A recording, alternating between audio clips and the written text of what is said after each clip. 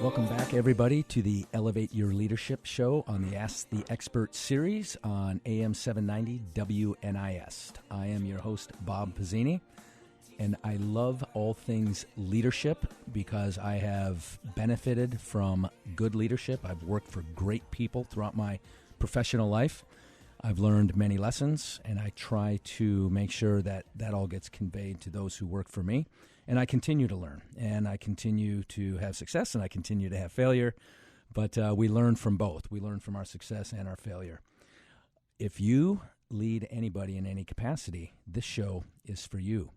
If you want to be a better leader over a longer term, this show is for you.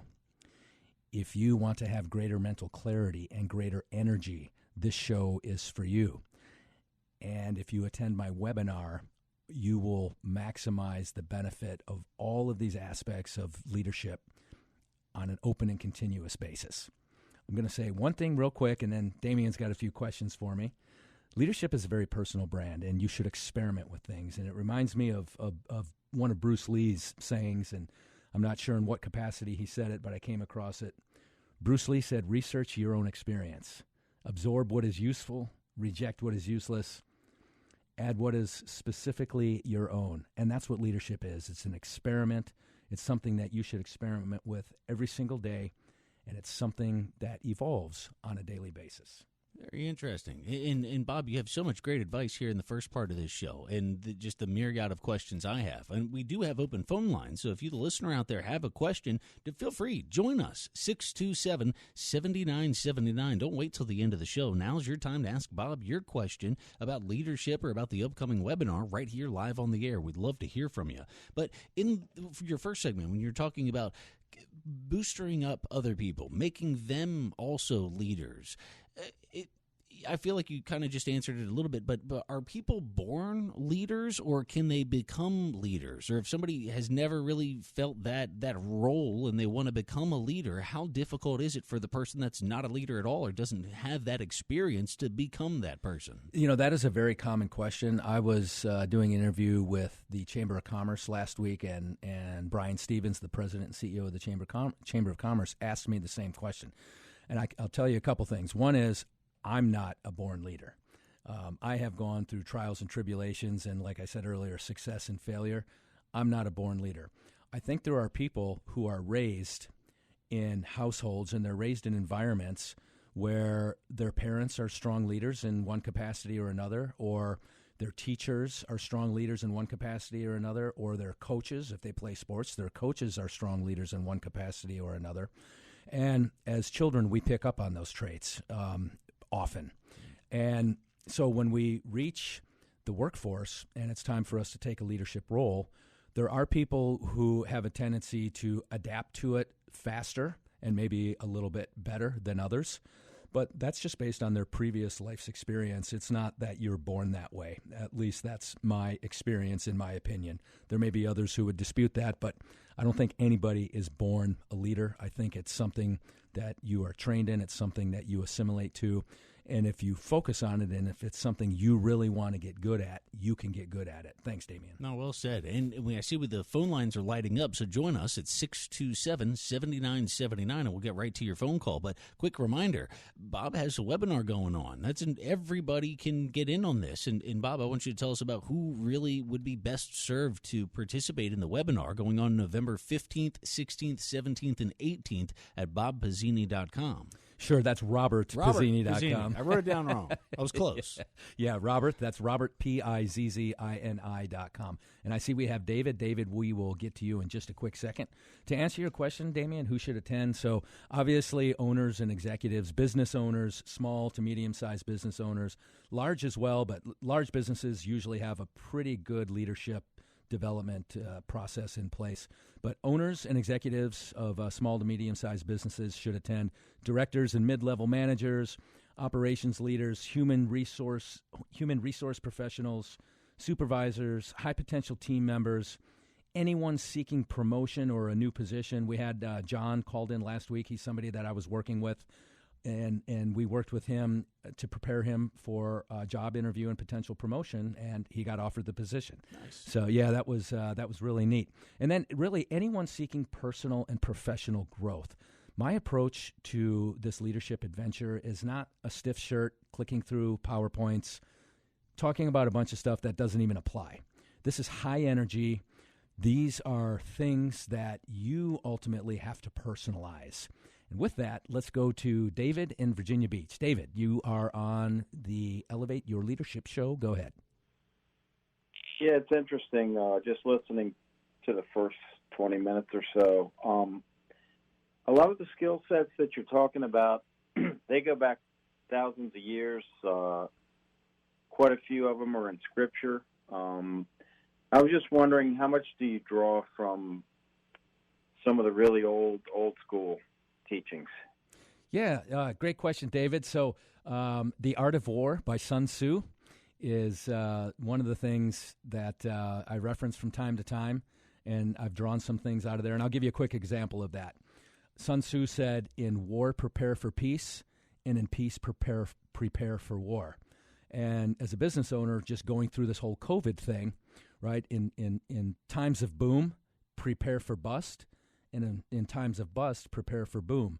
So, I wasn't planning on a COVID, something I could prepare for, but there are downturns and there are upturns, and when you're in one, you have to be prepared for the other.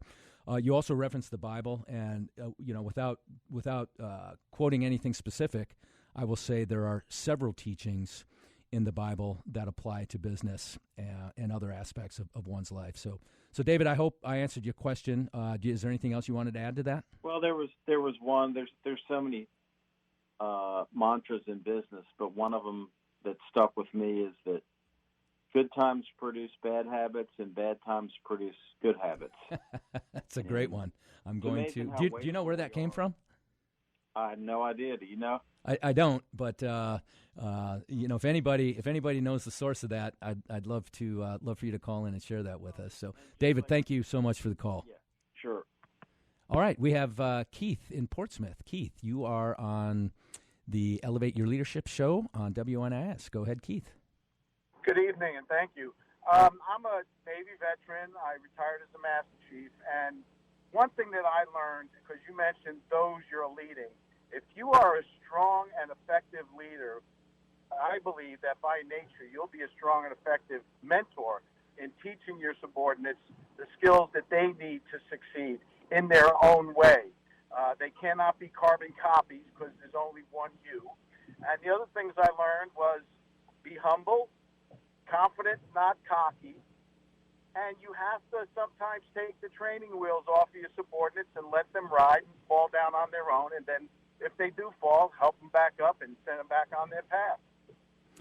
Keith, thank you so much. And I'll tell you, obviously you and I are cut from a very similar cloth growing up in the Navy, because one thing I talk about frequently is this I've got your back leadership. So in the Navy, I was a Chief Petty Officer. I retired as an LDO, but I went through initiation in 1996. And in the Navy, you are trained as a leader. You're put in leadership positions, and you're almost expected to screw things up from time to time. And your immediate leadership is there to pick you up, dust you off, and put you back in motion. And so I love that you kind of brought that up, Keith, that people are going to make mistakes, and when they do, as long as their intent is well placed and they're moral, ethical, and legal, hey, we dust them off and put them back in motion. Anything else, Keith? Well, I was just going to agree with you, say exactly, but I was a corpsman, so I did almost half my 30 years with Marine Corps units. So I learned about as much from the Marine Corps as I did from the Navy, and I'm very grateful for that, and I thank you for your service, sir. Yes, and thanks for yours as well, Keith. So it's funny you reference the Marine Corps. I'm a big fan of General Mattis, and if you follow me on social media at all, LinkedIn or Instagram or Facebook, I quote General Mattis all the time. And this is a man who just gets it. And again, it's not complex and it's not complicated, but he just gets it. Okay, once again, we're taking calls here at 627-7979. That's 627-7979. And I will also add that if you want to reach me personally, for a free one-on-one consultation. I can be reached at 757-412-5201. That's 757-412-5201. I'd love to hear from you, especially if you are trying to develop yourself as a leader or those in your organization. And that actually takes us right back to where we left off on one of our critical traits, and that is investing in your team. Investing in your team, developing yourself and developing those who work for you is critical to the success of an organization. You know, when I look at my organization and when I look at the clients that I have in my consulting business, oftentimes they've gotten a hold of me after there's been some critical error, some critical failure within the organization.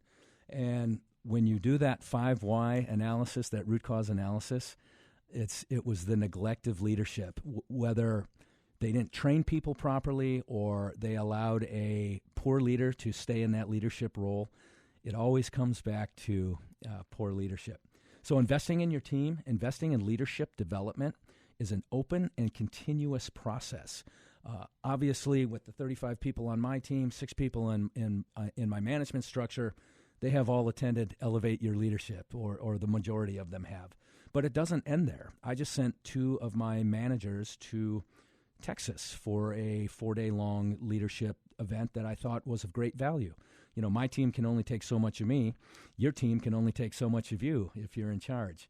So investing in your team and making sure they're exposed to other aspects of leadership around the community, around your business community, other parts of the country, depending on the nature of your business, it's critical. So again, a critical trait, my critical trait number 7, I believe it is investing in your team. And leadership development and team development is an open and continuous process. It's not a one and done like many people think it is. I'm always looking for the next thing for myself and for those on my team. Even better is when somebody on your team comes to you and says, hey, boss, I found this leadership development course, event, seminar, whatever. I found this, and it's in Texas, or it's in Rhode Island, or it's in Chicago, or it's right here in Hampton Roads. And I think that the team would benefit if I went to it, or I think that if the team would benefit if we sent so-and-so to it. That's really what builds culture in an organization, and how to develop culture in an organization is a whole different discussion. If you have a personal definition of leadership, if you can recognize high culture in an organization, give us a call at 627-7979. So the last critical trait was investing in your team. Going to move on to my next critical trait. This would be number 9, and that is to rehearse. Just like a musician rehearses for the concert, a leader should practice. A leader should rehearse for whatever event it is you have coming up. As I deliver the Elevate Your Leadership experience, I evolve it. I have new information every time I deliver the webinar, the seminar. I guide new topics of discussion throughout the seminar. And so I rehearse that. I rehearse that for a couple of reasons. One is, as a leader, when you rehearse, you remove emotion. The more times you say something, whether it's very good and exciting or it's an unfortunate situation, the more times you say something, the more times you practice something, the more times you deliver a speech, the more times you practice to tell somebody you have to let them go, or you practice to recognize great performance on your team, the better your message is going to be delivered and received. So rehearsal, whatever it is. If I have a meeting where I'm going to go outside of my organization and ask somebody for their business or their support in some capacity, I will rehearse that presentation. I will rehearse that discussion. And then you're better prepared for unexpected aspects of that discussion to come up as well. Okay, once again, my next webinar is going to be November 15 through 18. That will be a webinar, so that'll be a computer-based event. It's a Zoom event. I already have several registrations for that. I limit it to 15 registrations because this is a discussion, intense leadership adventure. It's a facilitated discussion just like the Master Chief called and shared his knowledge with us earlier. That's really what happens in this event, in this leadership adventure. And it is high energy, whether it's webinar or in-house. By the way, my next in-house event, let me grab my note here. My next in-house event is going to be on December 1st. The in-house event happens at iFly Virginia Beach, and the flight experience is part of what we do. So in-house, 8 hours at iFly Virginia Beach. We incorporate the flight experience, get you to challenge yourself, face fear, expand your comfort zone. The next webinar, 15 through 18 November, 10 a.m. to noon each day. We are going to take a short break, and we'll be right back discussing all things leadership. Will you come in?